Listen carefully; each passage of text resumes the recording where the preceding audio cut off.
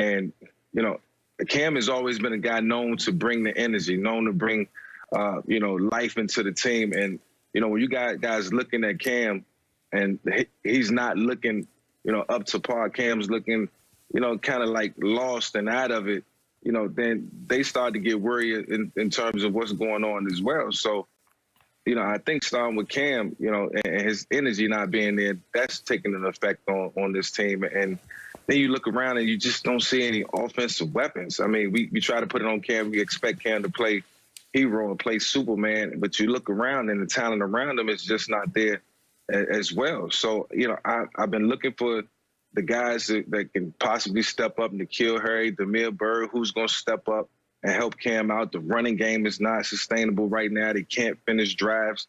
And everybody kind of just looks out of it. They look like they're waiting for somebody to step up and create a spark for this team. And, you know, when you think about it, it's the reason that Tom Brady left. I mean, when you step back and peel back all the layers, it's just not, you know, it's just not a winning formula there right now in terms of, you know, having the right players and the scheme. You know, early in the season, the scheme was there and it was moving the ball and making plays, but I think it died out.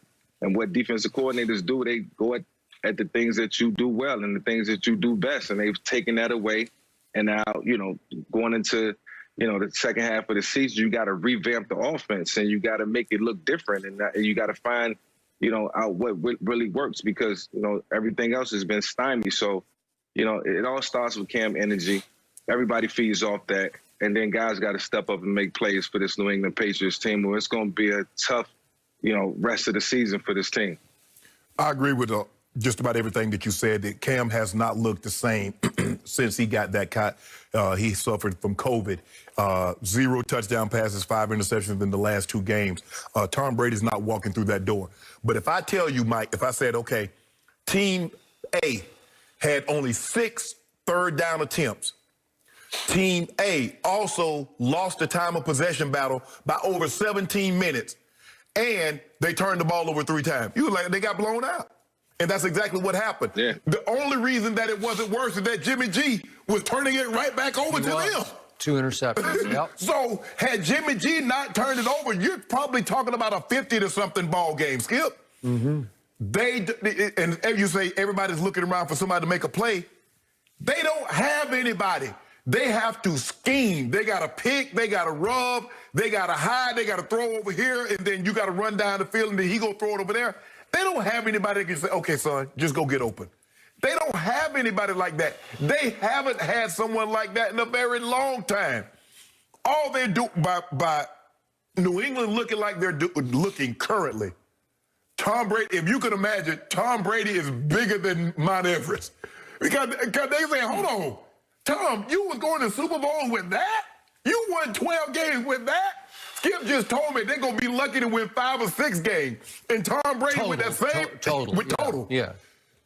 Tom Brady won 12 games with that team, with that same offense. That same offense last year. Man, they look bad. They look really, really, really bad. And Tom, I don't know why you was kicking and screaming. I don't even know why you had a conversation with Mr. Kraft. You knew what was in that locker room. And the fact that you still wanted to go back shows just how loyal you were to Mr. Kraft. But you made absolutely the right decision, because this team is bad. Julian Edelman, Skip, I understand that no offseason and you didn't get a chance to work or anything like that, but he and Cam really have no rapport. I mean, on the interception, it was like Cam was expecting him to stay there, and then he stayed there, and then he took off again, and then, bloop. They look bad. They look like one of the worst teams in the NFL. So, somewhere last night, Tom Brady was shaking his head, maybe on the team plane going home, and empathizing with Cam Newton, thinking, I know exactly what he is feeling. Remember, Tom was caught on the bench last year, I believe it was at Houston, yelling up and down the bench, somebody separate. Right. Pro Football Focus ranked the Patriot receivers last year dead last in separation. Nobody can get open because they're just not very good. And once Julian Edelman hit the physical wall, where he just became this broken down, beat up shell of himself, Well, then he was your go-to. And remember, he led the league in drops last year to Julian Edelman. Well, they're ranked behind Alabama and Ohio State receivers in separation this year. That so is correct. 35th. Oh, you'd make that in a heartbeat, especially the Alabama receivers. Yeah. Lord have mercy. So, to your point, Michael, about COVID, they said Cam was asymptomatic, but he just doesn't look right. He looks like he lost his spark, because he said last night after the game, I'm just not being me. Well, he's not. Because he was a joy to watch. He took over the franchise for about 3 weeks. Mm-hmm. And it was like happy days are here again. And that night at Seattle, Cam Newton played a spectacular game. Did. Remember that? He did. Threw for 300 plus, and it comes to down to the last play of the game, and they kind of guessed wrong on what they called, and Cam said, I should have bounced it. Remember that? Right. Yep. Well, you came within that of beating Seattle at Seattle, right? Yep. And now this. Well, slowly but surely, you just get exposed because your receivers get exposed. Right. They can't. Yesterday, he threw 6 balls. The most targets went to Jacoby Myers. He's a second-year kid, undrafted out of North Carolina State. What do you think's going to happen? He was a quarterback, too, I think. Yeah, okay. Knowing what I know, you got no guys that can separate. I'm stopping your run. Yeah. I'm selling out to stop the run. Become one-dimensional. Yes. Which is what they did. So yesterday, Edelman catches 1 ball, and a man I loved, a young man, N'Keal Harry. I thought he was going to be great coming out of Arizona. I don't know what's happened. He's not taking off. Nope. He caught 1 ball for 6 yards, and James White, who was always the safety valve for Brady, the clutch receiver, he got 1 ball for 3 yards, and Cam's going to have a long day. And Michael, I wanted to ask you about one quick thing. Cam used to have a bad habit in his first couple of years where as he throws, he would duck his head down. Yeah. Watch him now. It's come back. It's like he's throwing and he just ducks hard left and puts his chin down to his chest. It's a bad habit he needs to get out of because it pulls his throws a little bit off target. And he was a little bit off target yesterday, and you can't be with these receivers because the window is going to be Well, you basically need to hand it to him. Yeah. Go ahead, Michael. And Cam, in the passing game, I noticed, and I've always watched them closely. I watch a lot of quarterbacks closely in their delivery and timing and throws. And the ball has just been dying out. It comes out with velocity, but a lot of good balls on the ground. And I don't know if that's being indecisive in his decision-making, which can lead to, low errant throws. But it's too many throws where the ball is hitting the ground before it even touched the receiver's hands. And that could be from indecisiveness or, maybe something throwing lingering. Off his back foot. That's, throwing off the back foot.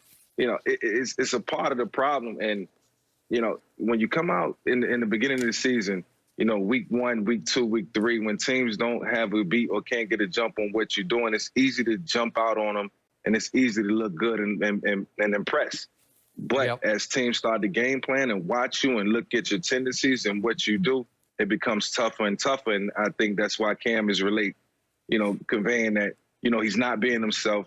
He has to get back to playing, like himself. And that's because, it's more pressure now. It's a little more pressure to win. And when you lose games, you start pressing a little more. And, just the anxiety that comes along with playing the quarterback position is now present for Cam. So he has to fight through it. Well, he says he's not being himself. You need to go to Josh McDaniels and Coach Belichick and says, Coach, this is what I feel most comfortable in. These are the sets. These are the plays. These are the formations. Go with that. I mean, them putting all that other stuff, you got to get to whatever's going to make him most comfortable because he says, I'm just not myself. Yep. Well, in order for them to have a chance, Cam needs to be his own self. And the defense is going to have to play better. I don't even recognize this defense, Skip. I mean, to give up, first of all, that's the backup to the backup to the backup because Tevin Coleman could be in there. Mostert could be in there. Yep. The backup got hurt. Jarris McKinnon is hurt. So, Skip, they 5 deep into the running back, and they go for 5. They go for almost 200. They went from Jeff Wilson to Hasty, and both of them were just gashing. They were both getting 6 yards a carry. Yeah. How you go 5? How you go to you on your 4th or 5th running back, and he's running the ball like he Derrick Henry?